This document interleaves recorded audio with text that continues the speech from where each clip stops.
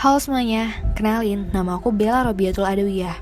Aku dari Prodi Ilmu Komunikasi, Fakultas Ilmu Sosial Ilmu Politik, Universitas Mula Warman. Kali ini, aku bakal ngebahas tentang realitas baru sistem komunikasi di Indonesia, khususnya ponsel.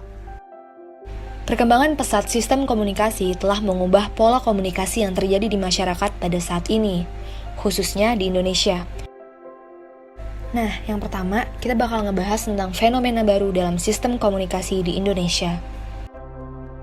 Pola komunikasi telah berkembang dari peralatan yang paling sederhana, misalnya dilakukan dengan media kesenian atau bahkan hanya lewat komunikasi tatap muka, sampai berkembangnya media massa cetak alias surat kabar. Perubahan begitu pesat. Pesan-pesan pembangunan yang disampaikan oleh pemerintah pada saat itu nggak melulu lewat media cetak, karena pemerintah udah mulai melirik media televisi. Perubahan ini berlangsung terus-menerus hingga mencapai bentuknya pada tahun 80-an dengan adanya televisi swasta di Indonesia. Pesan yang disampaikannya pun menjadi lebih variatif, bukan hanya berisi tentang informasi-informasi pembangunan saja, melainkan juga sudah mengarah kepada hiburan. Kemudian, pada kurang lebih 10 tahun terakhir ini, Indonesia dikejutkan dengan pola komunikasi melalui handphone. Jika ditinjau dari media yang digunakan, komunikasi dengan handphone sudah masuk dalam komunikasi nirmasa. Ciri dari pola komunikasi ini adalah tidak melibatkan massa yang heterogen dan komunikatornya tidak melembaga. Sekarang, perkembangan jenis HP udah mulai beragam, gak cuma buat nerima telepon atau cuma sekedar SMS-an. Sekarang, di HP udah bisa ngirim gambar atau video. Bahkan lebih dari itu. Semuanya tergantung pada fasilitas yang disediakan oleh sebuah HP.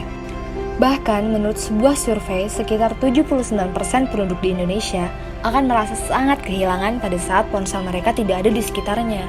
Sementara, 62% penduduk Indonesia lebih senang secara tidak sadar memeriksa media sosial mereka atau membaca buku melalui ponsel. Selanjutnya, kita bakal ngebahas tentang perubahan perilaku komunikasi masyarakat Indonesia. Pertama, ponsel telah menjadi fenomena baru dalam sistem komunikasi Indonesia, terutama dalam perkembangan komunikasi nirmasa. Dimanapun kita berada sekarang, kita dapat melakukan komunikasi dengan orang lain, tidak terbatas ruang dan waktu. Yang kedua, komunikasi dengan ponsel menyebabkan menurunnya minat baca masyarakat, dan hal ini disebabkan karena masyarakat lebih senang membaca informasi melalui ponselnya. Yang ketiga, dampak negatif dari penggunaan ponsel adalah memunculkan bisnis-bisnis ilegal yang baru. Dan yang keempat, kadangkala fenomena ini menyebabkan tidak diindahkannya etika ketika menggunakan ponsel dalam berkomunikasi. Nah, pembahasan kita udah selesai nih. Semoga apa yang aku sampaikan bisa kalian terima dengan baik ya. Terima kasih semuanya.